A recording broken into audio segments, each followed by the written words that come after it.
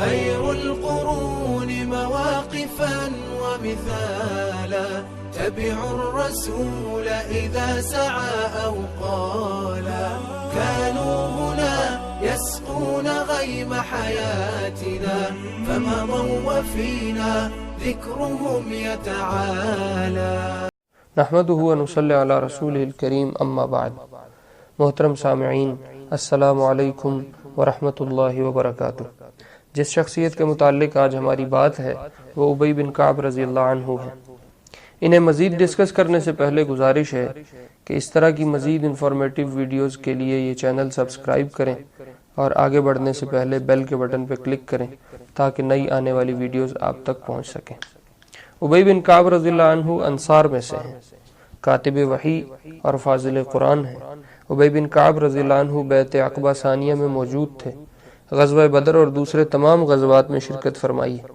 حضور علیہ السلام کی مشہور حدیث کے مطابق جن 4 قاریوں سے قرآن پڑھا جانا چاہیے ان میں سے ایک ابی بن کعب رضی اللہ عنہ بھی ہیں. جہاں تک نام کی بات ہے تو ابی ان کا نام ہے، ابو المنذر ان کی کنیت ہے جو حضور علیہ السلام نے ان کو عطا فرمائی تھی. اور حضرت عمر رضی اللہ تعالیٰ عنہ ابو الطفیل کہا کرتے تھے کیونکہ ان کا ایک بیٹا طفیل تھا.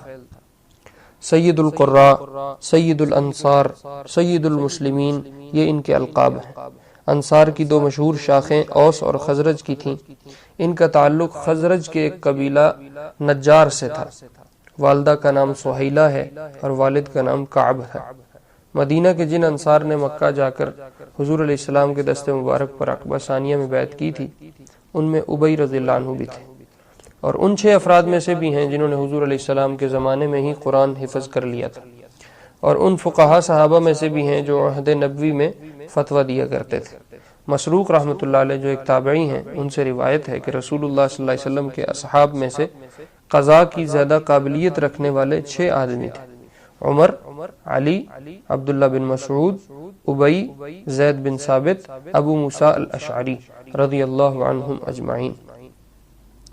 کاتبین وحی میں سے بھی ہیں. حضرت علی اور عثمان رضی اللہ تعالیٰ عنہ کی غیر موجودگی میں ابی بن کعب اور زید بن ثابت رضی اللہ عنہم وحی کی کتابت فرمایا کرتے تھے. ہجرت کے بعد مہاجرین اور انصار کی جو مواخات ہوئی تھیں جس میں ایک انصاری اور ایک مہاجر کو بھائی بھائی بنایا، اس میں یہ سعید بن زید رضی اللہ عنہ کے بھائی بنائے گئے تھے. سعید بن زید 10 مبشرہ میں سے ہیں اور حضرت عمر رضی اللہ عنہ کے بہنوئی بھی تھے. فاطمہ بنت خطاب جو حضرت عمر کی سگی بہن ہیں وہ سعید بن زید کے گھر تھیں. ابو بکر رضی اللہ عنہ کے زمانہ خلافت میں قرآن کی ترتیب اور تدوین شروع ہوئی تو اس خدمت پر جو لوگ مامور ہوئے ان میں ابی رضی اللہ عنہ بھی شامل تھے. عمر رضی اللہ عنہ کے زمانے میں مجلس شورا کے رکن بھی رہے. ابو سعید خدری رضی اللہ تعالیٰ عنہ روایت کرتے ہیں کہ مسلمانوں میں سے کسی شخص نے آ کر کہا: یا رسول اللہ، ان بیماریوں کے بارے میں آپ کی کیا رائے ہے جو ہمیں لاحق ہو جاتی ہیں؟ ہمیں ان پہ بھی کچھ ملے گا؟ حضور علیہ السلام نے فرمایا کہ یہ بیماریاں کفارات ہیں، مطلب گناہ بخشواتی ہیں. تو حضرت ابی رضی اللہ عنہ نے کہا: یا رسول اللہ اگرچہ تھوڑی ہوں. آپ نے فرمایا اگرچہ تھوڑی ہوں، وَإِن شَوْكَةً فَمَا فَوْقَهَا، اگرچہ ایک کانٹا چبھنے کی بقدر تکلیف کیوں نہ ہو. تو ابی بن کعب رضی اللہ عنہ نے دعا کی کہ ان سے ہلکا سا بخار کبھی جدا نہ ہو، اور ایسا بخار ان کو لاحق ہو جو نہ حج سے روکے، نہ عمرے سے، نہ جہاد سے، اور نہ ہی نماز سے. اللہ نے ان کی دعا قبول کر لی. جو بھی ان کے جسم کو چھوتا وہ حرارت کو محسوس کرتا تھا. اس روایت کو امام احمد، طبرانی اور ابن حبان رحمہم اللہ نے نقل کیا ہے. ترمذی میں انس رضی اللہ تعالیٰ عنہ، انس بن مالک جو ہیں وہ روایت کرتے ہیں کہ نبی صلی اللہ علیہ وسلم نے ابی بن کعب سے فرمایا کہ اللہ نے مجھے حکم دیا ہے کہ تمہیں سورہ لم یکن الذین سناؤں. ابی نے عرض کیا: یا رسول اللہ صلی اللہ علیہ وسلم، کیا اللہ نے میرا نام لیا ہے؟ آپ نے فرمایا ہاں. تو ابی رونے لگے. عبد الرحمن بن ابزہ رضی اللہ تعالیٰ عنہ ایک صحابی ہیں، وہ کہتے ہیں میں نے ابی سے کہا آپ اس بات سے خوش ہوئے؟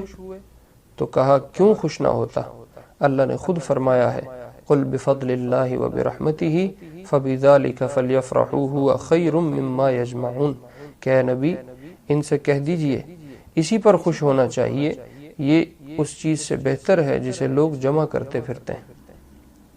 جہاں تک ان کی وفات کی بات ہے تو سامعین 39 ہجری میں عثمان غنی رضی اللہ عنہ کے زمانہ خلافت میں جمعہ کے دن مدینہ میں ان کی وفات ہوئی ہے۔ عثمان رضی اللہ عنہ نے جنازہ بھی پڑھایا ہے اور مدینہ منورہ میں دفن ہوئے۔ ایک قول یہ بھی ہے کہ عثمان رضی اللہ تعالیٰ عنہ کی شہادت سے ایک جمعہ پہلے ان کی وفات ہوئی ہے، لیکن اگر وہ روایت مان لی جائے تو پھر حضرت عثمان رضی اللہ عنہ کا جنازہ پڑھانے والی بات ثابت نہیں ہو سکتی۔ باقی یہ ان کے مختصر احوال ہیں۔ مدینہ میں یہ مدفون ہوئے۔ اللہ تعالیٰ ان حضرات کی صفوں میں بلا استحقاق ہمارا حشر فرمائے اور ان کے تذکروں کو زندہ کرنا ہماری نیکی میں بڑھوتری کا باعث فرمائے۔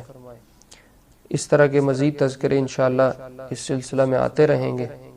آپ حضرات سے درخواست ہے اس کو خود بھی سنیں اور آگے بھی ان حضرات کے تذکروں کو پھیلانے کی کوشش کریں۔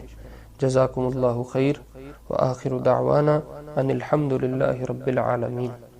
قدوة للسالك أقمار ليل حالك هم قدوة للسالك أقمار ليل حالك تنجي من المهالك وهم منارات الوفا تنجي من المهالك وهم منارات الوفا